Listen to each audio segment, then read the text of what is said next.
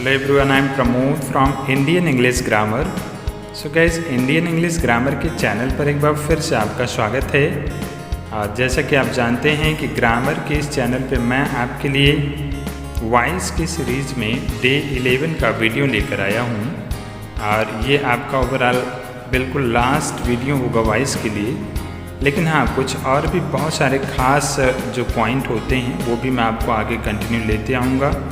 लेकिन याद रखें कि आज के डेट में मैं आपको बताने वाला हूँ कि जो सेंटेंस ऐसे होते हैं जिसको हम लोग कमांड कहते हैं या इम्परेटिव सेंटेंस कहते हैं या फिर उसी को ऑर्डर कहते हैं, तो ऐसे सेंटेंसों का जो है एक्टिव से पैसिव वॉइस कैसे बदलेंगे, आज के डेट में हम आपको खास करके यही बताने वाले हैं। ठीक है, तो याद रखें, हम आज आपको ऑर्डर या कमांड या इम्परेटिव सेंटेंस के टोटल 5 एग्जाम्पल, 5 प्रकार के स्ट्रक्चर के बेस पर होने वाले जो सेंटेंस की एक्टिव से पैसिव बनाए जाते हैं वो पूरे के पूरे डिटेल आपको एग्जाम्पल सहित एक एक करके बताएंगे। और आपको याद रखना है कि वीडियो को आपको ध्यान से देखना है और कोशिश यही की जा रही है, यह चैलेंज है, यह दावा है कि यह पढ़ाई करने के बाद में आप चाहे किसी छोटी क्लास में हों या फिर किसी बड़ी क्लास में हो, या अगर आप किसी कंपटीशन का एग्ज़ाम भी देने जा रहे हैं तो वहाँ पर भी यह वीडियो आपके लिए बहुत ज़्यादा हेल्पफुल होने वाला है। राइट, तो गाइस याद रखें कि यह जो चैनल है इसका सिर्फ़ और सिर्फ एक उद्देश्य है कि आप ऑनलाइन फ्री में पढ़ें और सफल हों। और आपकी सफलता की कामना करते हैं और आपको कोशिश करना है कि पढ़ाई डेली करें। डेली करने के लिए आपको मेरे साथ मेरे चैनल पर कंटिन्यू चलना पड़ेगा। इसके लिए क्या करना है आपको अच्छी तरह से पता है। राइट, और आइए सबसे पहले हम जान लेते हैं पॉइंट नंबर 1 को। राइट, तो गाइस पॉइंट नंबर 1 को समझने के पहले हमको एक चीज़ जान लेना और आवश्यक है कि इम्परेटिव सेंटेंस या ऑर्डर वाले सेंटेंस या फिर कमांड वाले जो सेंटेंस होते हैं ये तीनों एक ही होते हैं, समझ रहे हैं कि नहीं। लेकिन इसके जो भाव होते हैं, भाव का मतलब जो समझना होता है हमें खुद से, वो हमें समझना होता है कि आखिर ये जो सेंटेंस है यह ऑर्डर दिया जा रहा है, आदेश है या कमांड है, या फिर क्या मतलब है क्या ये। जैसे ऑर्डर, कमांड या इम्परेटिव एक ही चीज़ है, समझ रहे हैं ना। तो इसमें हमको भाव से क्लियर करना है, इसके जो सेंटेंस लिखे होते हैं उससे हमें क्लियर करना होता है कि एक रिक्वेस्ट है या एडवाइस है या बिल्कुल ऑर्डर ही है। तो जब ये चीज़ें आप भाव से स्पष्ट कर लेंगे तो आप आसानी से जो है एक्टिव से पैसिव बनाने में कोई कठिनाई नहीं होगी। तो पॉइंट नंबर 1 के स्ट्रक्चर के बेस पे हम सबसे पहले ये चीज़ें नोट कर लेंगे गाइस कि यदि इम्परेटिव सेंटेंस काइंडली नामक शब्द या फिर प्लीज़ नामक शब्द से, प्लीज़ या काइंडली नामक शब्दों से शुरू किया गया हो, समझ रहे हैं, या फिर इसका प्रयोग लास्ट में हुआ हो, तो इससे हमें यह समझना चाहिए कि यह जो सेंटेंस का भाव दे रहा है यह रिक्वेस्ट का मतलब निवेदन का भाव दे रहा है। ठीक है, तो अगर ऐसा सेंटेंस आपके पास आते हैं जिसमें स्टार्टिंग में प्लीज़ या काइंडली लगा हो या लास्ट में प्लीज़ या काइंडली लगा हो, तो उसका जो है हम पैसिव बनाते हैं इस स्ट्रक्चर के बेस पर। ठीक है, स्ट्रक्चर इसमें 2 प्रकार के दिए गए हैं, दोनों की एग्जाम्पल भी मैं आपको दूंगा। पहला स्ट्रक्चर यह होगा कि हम सबसे पहले यू आर रिक्वेस्टेड टू का प्रयोग करेंगे प्लस वर्ब का फर्स्ट फॉर्म रहेगा, उसके बाद में जो आपका ऑब्जेक्ट दिया रहेगा वो रखा जाएगा। ठीक है, या फिर आप डायरेक्टली ऐसा भी कह सकते हैं कि यू आर रिक्वेस्टेड टू का प्रयोग करेंगे प्लस प्लीज़ और काइंडली नामक शब्द जो हैं उनको छोड़ करके सभी शब्द को उसके आगे लिख डालेंगे, सभी वर्ड्स को राइट कर डालेंगे। ठीक है, तो ये तो हो गया आपका दोनों स्ट्रक्चर जिसके बेस पर आप जो है इसका एक्टिव से पैसिव बनाएंगे। आइए अब हम एग्जाम्पल लेकर आते हैं, एग्जाम्पल देखते हैं। 2 एग्जाम्पल दोनों प्रकार की चीज़ों को देंगे आपको। और एक चीज़ आपको ये समझना है कि यह रिक्वेस्ट है कि नहीं है, यह कैसे पता चलेगा। मैंने बताया ना कि यदि सेंटेंस में स्टार्टिंग में काइंडली या प्लीज़ लगा हो या लास्ट में काइंडली या प्लीज़ लगा हो, तो इसका मतलब यह सेंटेंस जो है यह आपका रिक्वेस्ट वाले सेंटेंसेस हैं। राइट, क्लियर हो गया। तो आइए अब हम एग्जाम्पल यहाँ पे लेते हैं। एग्जाम्पल नंबर 1 आपको दिया गया है, टेक योर सीट प्लीज़। अब प्लीज़ लगाया गया है तो इसका मतलब भाई रिक्वेस्ट ही है ना। तब ये एक्टिव ऐसा अगर सेंटेंस आपके पास है जिससे यह भाव स्पष्ट हो रहा है कि रिक्वेस्ट किया जा रहा है, तो हम इसका जो पैसिव बनाएंगे हम ऐसे बनाएंगे, कौन से स्ट्रक्चर पे, इस स्ट्रक्चर पे या फिर इस स्ट्रक्चर पे। तो हमने क्या किया, सबसे पहले हमने यू आर रिक्वेस्टेड लिख दिया, you are requested to, right. Plus जो हमने क्या किया, वर्ब का फर्स्ट फॉर्म रख दिया। तो टेक मतलब लेना, तो ये टेक जो है यह एक प्रकार का वर्ब है जिसका फर्स्ट फॉर्म हमने यहाँ पे लगा दिया। उसके बाद में ऑब्जेक्ट जो है वो क्या है, सीट, तो हमने यहाँ कहा योर सीट, राइट। तो गाइस ये हो गया सिंपली इसके हिसाब से। और अगर हम बात करें काइंडली का प्रयोग हुआ हो तो कैसे होगा, देखिए यहाँ पे इसमें है, इसमें तो प्लीज़ लास्ट में लगा था, पहले ही बताया गया कि शुरुआत में या तो प्लीज़ या काइंडली लगा हो चाहे लास्ट में लगा हो, तो इसमें प्लीज़ लास्ट में लगा कर एक एग्जाम्पल दिया गया है। यह दूसरा एग्जाम्पल इसी स्ट्रक्चर का है जिसमें काइंडली को पहले लगा कर दिया गया है।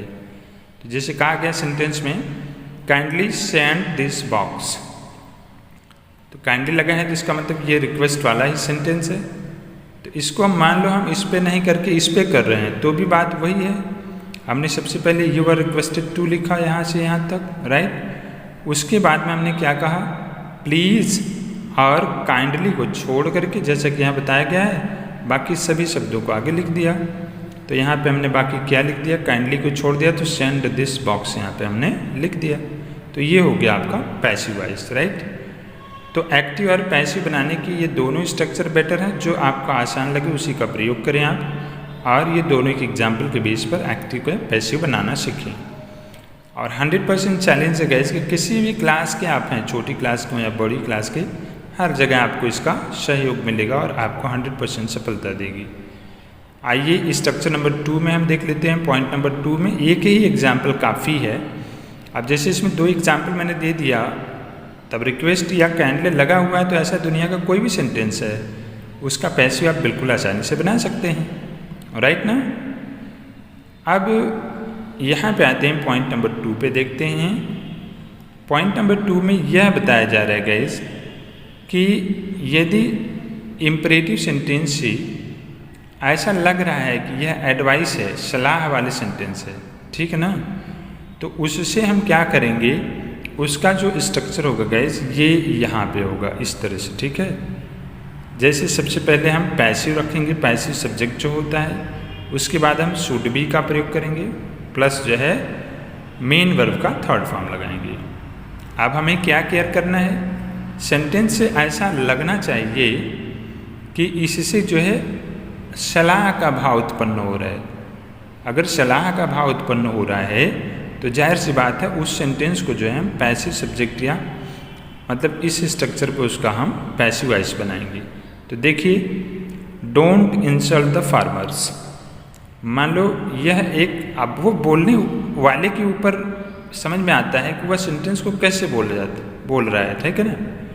अगर इसमें प्लीज़ या काइंडली लगा होता तो ये रिक्वेस्ट होता, लेकिन इसमें प्लीज़ और काइंडली नहीं लगा हुआ है, तो इसका मतलब ये क्या है, एक सलाह ही है।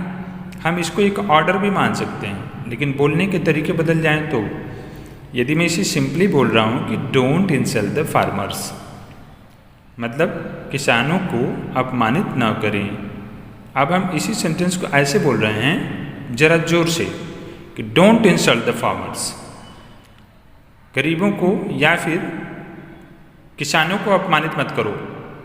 तो अगर हम जोर ज़बरदस्ती से कह रहे हैं, जोर से कह रहे हैं, तो यह आपका ऑर्डर वाला सेंटेंस बन जाएगा। लेकिन अगर हम धीरे से नॉर्मली कह रहे हैं तो यह आपका एक प्रकार का एडवाइस हो जाएगा।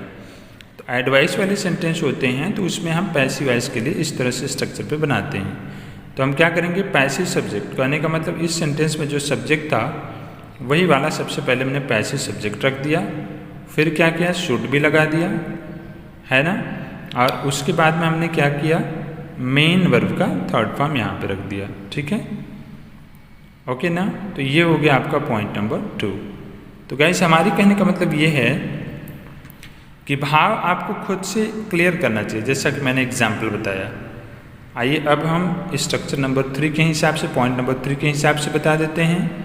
पॉइंट नंबर 3 में आपको विशेष रूप से यह बताया जा रहा है कि यदि सेंटेंस के भाव से ऐसा आपको लग रहा है कि सेंटेंस से ऑर्डर महसूस हो रहा है या कमांड, कहने का मतलब इम्परेटिव सेंटेंस है या कमांड अगर है, ऐसा आपको लग रहा है, तो फिर हम उसको पैसिव वॉइस बनाएंगे। तो गाइस इस स्ट्रक्चर के बेस पर बनाएंगे, ठीक है। बस आपको भाव को समझना है। जैसे मैंने आपको एग्जाम्पल ऊपर बताया ना कि किस तरह से हम भाव को समझेंगे, बोलने वाले के तरीके से समझ में आता है कि भाव कैसा है। बाकी भाव कैसा है ये अगर लिखने की बात करें कभी कभी, तो लिखने के दौरान आप भाव को जैसे समझें वैसे किसी भी नियम से आप उसे एक्टिव से पैसिव बना देंगे तो बोर्ड के एग्जामिनर भी आपका उसे रॉन्ग नहीं काट सकते। बाकी अगर डायरेक्टली कोई आपके सामने बोल रहा है तो उससे तो भाव क्लियर हो ही जाते हैं, राइट। प्लस कुछ ऐसे शब्द होते हैं, ऐसे सेंटेंस होते हैं जिससे ये समझ में आता है कि यह ऑर्डर है या फिर रिक्वेस्ट है या क्या है, राइट। तो हम इसमें ये पॉइंट नंबर 3 में सीख रहे हैं कि अगर इम्परेटिव सेंटेंस हो या फिर कमांड सेंटेंस हो, कहने का मतलब ऑर्डर या कमांड होता है, तो उसको हम इस स्ट्रक्चर पर करते हैं, ठीक है। तो इसमें एक एग्जाम्पल यहाँ पे आपको पहले दिया गया है। जैसे इसमें याद रखना कि इसमें यू हमेशा छुपा रहता है। इस सेंटेंस में, एक्टिव वाले सेंटेंस में यू हमेशा छुपा रहता है।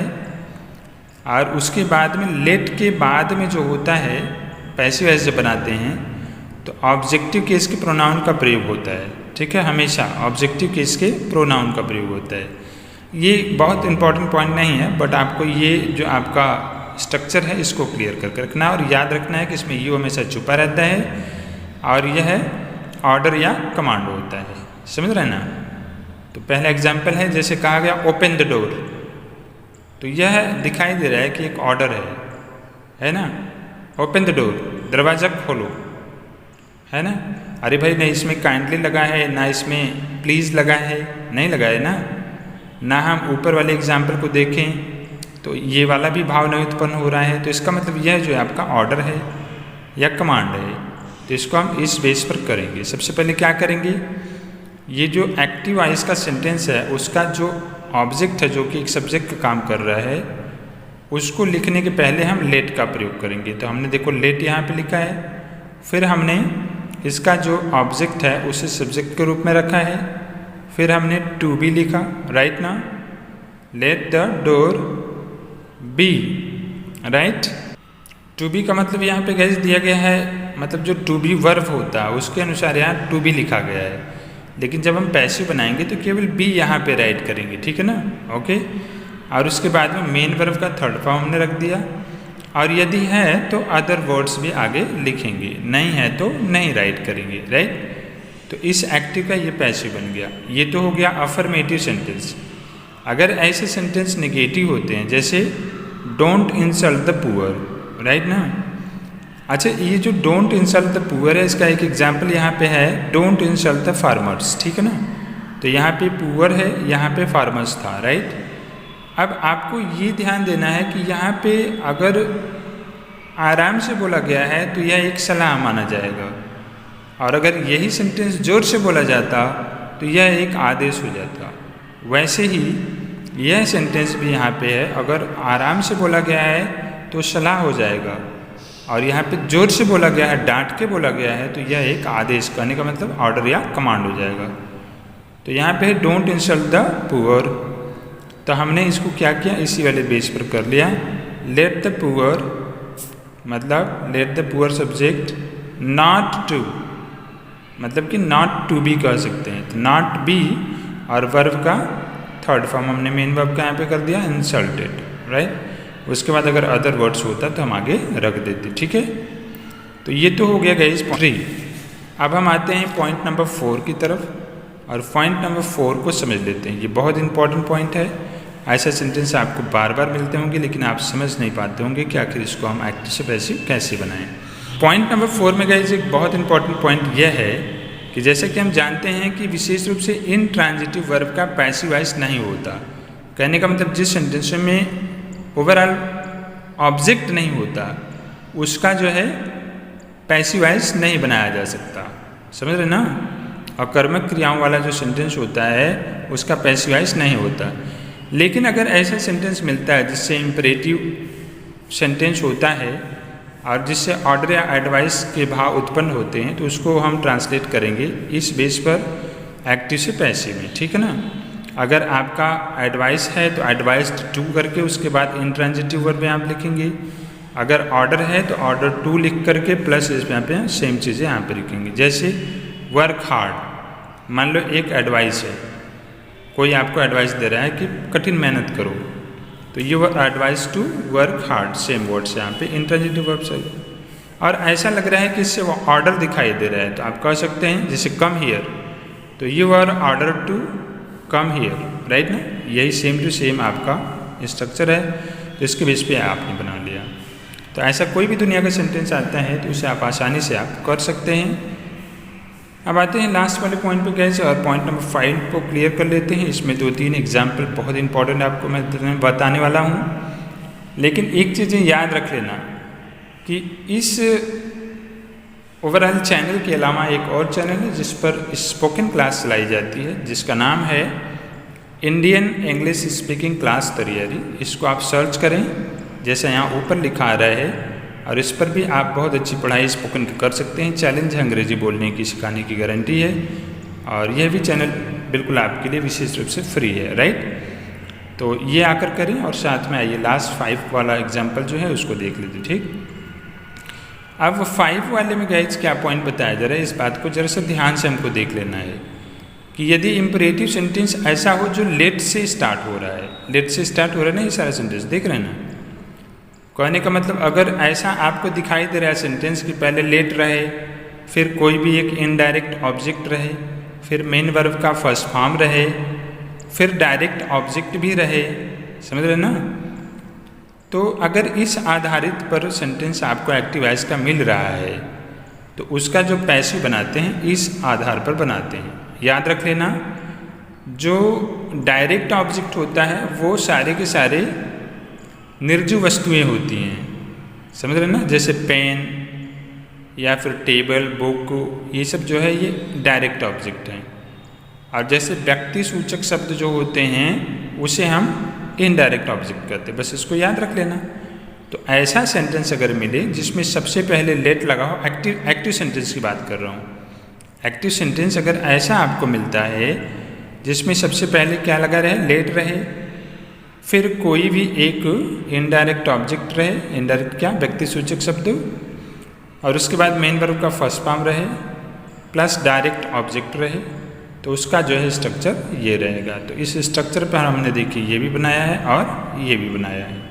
एक्टिव से ये पैसिव इस तरह से बनाया गया है, इसी बेस पर रखा गया है। आप चेक कर लीजिए प्रॉपर सभी सेंटेंस और शब्द को चेक कर लीजिए, है ना। तो ये डी ऑब्जेक्ट का मतलब डायरेक्ट ऑब्जेक्ट है और यहाँ पे इनडायरेक्ट ऑब्जेक्ट है, ठीक है। बात को समझना, उसी स्ट्रक्चर पे ये रखा गया है पैसिव वॉइस, ठीक है।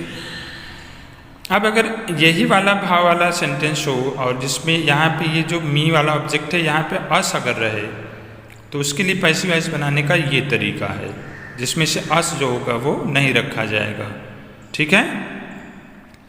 और अगर ऐसा सेंटेंस दिखाई दे रहा है गाइस जिससे आपको यह समझ में आ रहा है कि अस लगा हुआ है, समझ रहे ना, ओके, अस लगा हुआ है, और इससे हमें ये लग रहा है कि यह एक सजेशन टाइप का सेंटेंस है, समझ रहे ना।